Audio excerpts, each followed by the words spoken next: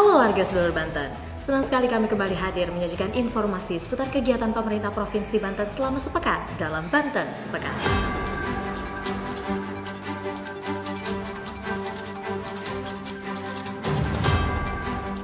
Kita masuk ke informasi pertama. Pemerintah Provinsi Banten dorong masyarakat dan generasi muda agar mulai melakukan inovasi teknologi dalam bidang pangan dari hulu hingga ke hilir. Hal tersebut diungkapkan Al-Muktabar seusai membuka acara Gelar Teknologi Tepat Guna atau TTG ke-18 tingkat Provinsi Banten tahun 2024. Al-Muktabar menjelaskan, perkembangan teknologi saat ini harus bisa dioptimalkan sebagai sarana meningkatkan perekonomian dan kesejahteraan masyarakat. Dengan memanfaatkan teknologi, diharapkan setiap aktivitas masyarakat akan lebih mudah dan efisien.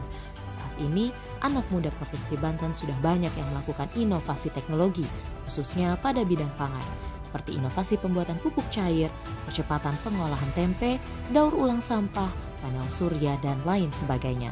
Pemerintah daerah tentu akan terus mendorong berbagai inovasi yang ada agar dapat dirasakan langsung oleh masyarakat sekaligus memberikan banyak solusi. PLT Kepala Dinas Pemberdayaan Masyarakat dan Desa Provinsi Banten Aan Muawanah menambahkan, salah satu tujuan dilaksanakannya TTG ini agar terbentuk persamaan persepsi dan kemitraan dalam mendukung upaya pemberdayaan masyarakat. Dengan begitu, Aan berharap masyarakat menjadi termotivasi untuk memanfaatkan teknologi dalam peningkatan hasil usaha dan mutu baru, sehingga mempunyai nilai ekonomi dan guna lebih yang akan memajukan dan mensejahterakan masyarakat. Kami berhasil mewawancarai PLT Kepala Dinas Pemberdayaan Masyarakat dan Desa Aan Muawanah. Terus ada anak SMP juga, anak SMP kemarin itu memanfaatkan limbah dari buah-buahan menjadi produk-produk yang berguna, menjadi sabun, menjadi alat kosmetik dan lain-lain itu. Artinya dari hal yang tidak terpakai menjadi hal yang berguna, tetapi itu juga termasuk bagaimana memanfaatkan lingkungan kan gitu. Terus juga bagaimana mengatasi banjir. Banjir kan biasanya airnya kotor. Itu dimanfaatkan dengan alat yang sangat sederhana sehingga air itu bisa kita jadikan untuk mandi. Saya berharap dari hasil teknologi yang seperti itu tambah memotivasi, tambah memacu kalangan-kalangan muda untuk bisa mengkreasikan peralatan ataupun hal-hal yang memudahkan ruang gerak kita, memudahkan kerjaan kita dan bisa lebih ekonomis gitu. Yang tadinya harus sekian tenaga kerja, coba kita buat dengan alat yang seperti itu kan lebih efisien seperti itu. Kita beralih ke informasi selanjutnya. Pelaksana Harian Gubernur Banten Al-Muktabar berikan pembekalan orientasi kerja pada 1.108 P3K di lingkungan pemerintahan Provinsi Banten. Pegawai pemerintah dengan perjanjian kerja atau P3K tersebut terdiri dari 979 orang tenaga pendidikan, 97 orang tenaga kesehatan, dan 97 orang tenaga teknis. Al-Muktabar mengatakan, pembekalan dilakukan dengan harapan para aparatur P3K lebih disiplin dalam menjalankan tugas dan tanggung jawab, serta taat dan patuh terhadap peraturan perundang-undangan. Al-Muktabar juga berharap para aparatur P3K harus menjadi generasi yang mampu berinovasi dalam meningkatkan pelayanan kepada masyarakat. Kepala Badan Pengembangan Sumber Daya Manusia Daerah Provinsi Banten, Untung Saritomo mengatakan, peserta pembukaan penilaian etika P3K di lingkungan Provinsi Banten sebanyak 1.108 orang peserta pengangkatan tahun 2022 dan 2023 yang dilakukan secara tatap muka dan virtual. Namun pada pelatihannya semua dilakukan secara tatap muka langsung yang dibagi menjadi 7 angkatan dengan masing-masing angkatan sebanyak 160 orang.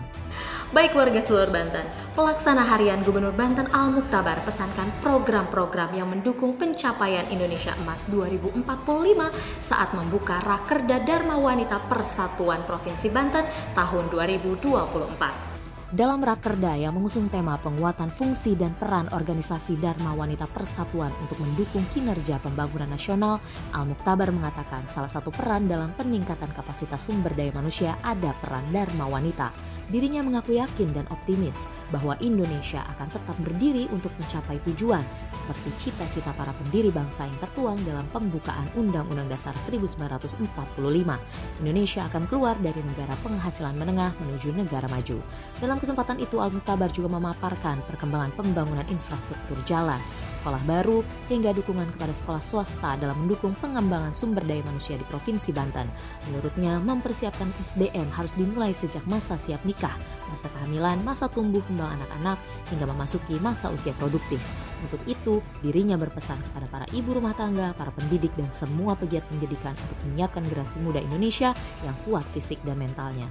Terhadap penguatan ekonomi keluarga, dalam kesempatan itu Al-Muktabar mengapresiasi para perempuan yang sangat kreatif untuk menggiatkan perekonomian keluarga, untuk meningkatkan kemampuan ekonomi keluarga dan mendukung ekonomi keluarga. Dunia digital menjadikan para perempuan semakin mudah untuk mendapatkan informasi dalam berkreasi dan mudah untuk tersambung ke pasar. Selanjutnya, Ketua Dharma Wanita Persatuan Provinsi Banten Tina Al-Muktabar menyampaikan, program utama hasil Rakerda DWP Provinsi Banten adalah penyiapan generasi Indonesia Emas 2045 mulai dari generasi anak usia dini dengan cara memperhatikan aspek nutrisi, kesehatan, serta tidak lupa aspek stimulasinya. Inilah yang menjadi kunci untuk nanti menjadi sumber daya manusia unggul. Informasi selanjutnya, pemerintah Provinsi Banten saat ini tengah menuntaskan pembangunan infrastruktur di wilayah Banten Selatan agar mampu mendorong pertumbuhan ekonomi dengan membangun ruas jalan tol Serang Panimbang dan ruas jalan tol Sumur Taman Jaya. Hal itu diungkapkan oleh Al-Muktabar saat menghadiri groundbreaking ceremony Ujung Kulon Raceway International Off-Road Circuit Tanjung Lesung, Kabupaten Pandeglang. Pemerintah Provinsi Banten saat ini sedang menuntaskan infrastruktur jalan kawasan Ujung Kulon. Saat ini wilayah Banten Selatan tengah didorong tumbuh dengan basis sumber daya alam dan pariwisata yang dapat menyerap tenaga kerja. Melalui pembangunan proyek strategis nasional Jalan Tol Serang Panimbang yang nantinya bisa ditempuh hanya dalam 2,5 jam ini dapat mendorong perkembangan ekonomi kawasan itu.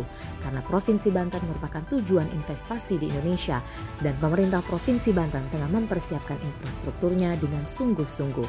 Terhadap pembangunan sirkuit off-road bertaraf internasional, Al-Muktabar mengatakan merupakan persembahan dari Provinsi Banten untuk Indonesia bahkan internasional.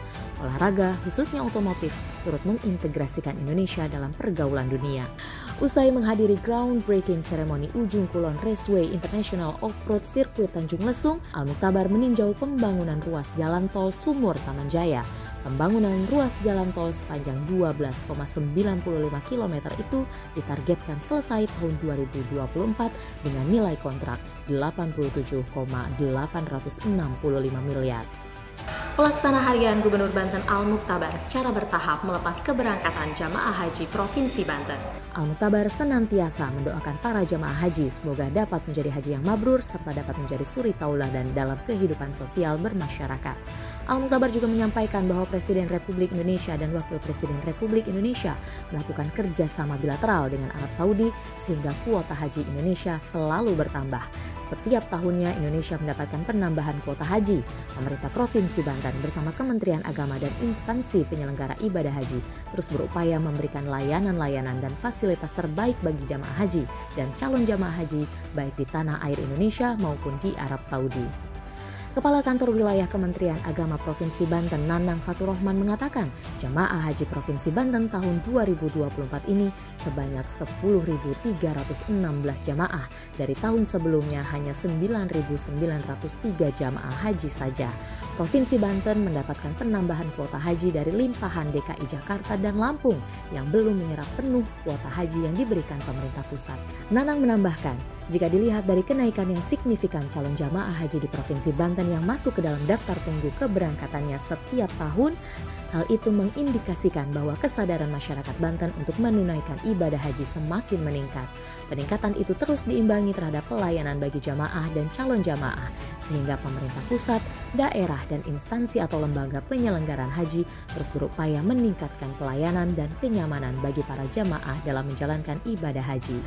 Baik warga seluruh Banten, Pelaksana Harian Gubernur Banten Al-Muktabar mengajak pers turut berkontribusi tuntaskan pengangguran di Provinsi Banten. Hal itu dikatakan Al-Muktabar saat memberikan sambutan pada pelantikan pengurus Persatuan Wartawan Indonesia atau PWI Provinsi Banten masa bakti 2024-2029. Menurut Al-Mukhtabar, kolaborasi, dukungan, dan kontribusi pers melalui tulisan pemberitaan, investigasi lapangan, dan konsep isu strategis yang diberikan kepada pemerintah Provinsi Banten dapat menjadi jembatan komunikasi dalam menganalisis kebijakan penyusunan policy brief dalam menekan angka pengangguran di Provinsi Banten.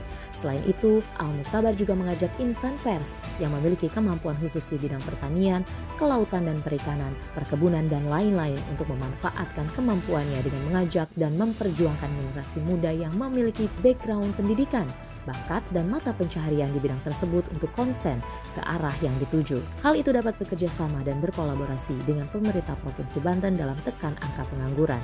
Demikian Banten Sepekan kami hadirkan untuk Anda warga sedulur Banten. Sampai jumpa di Banten Sepekan selanjutnya.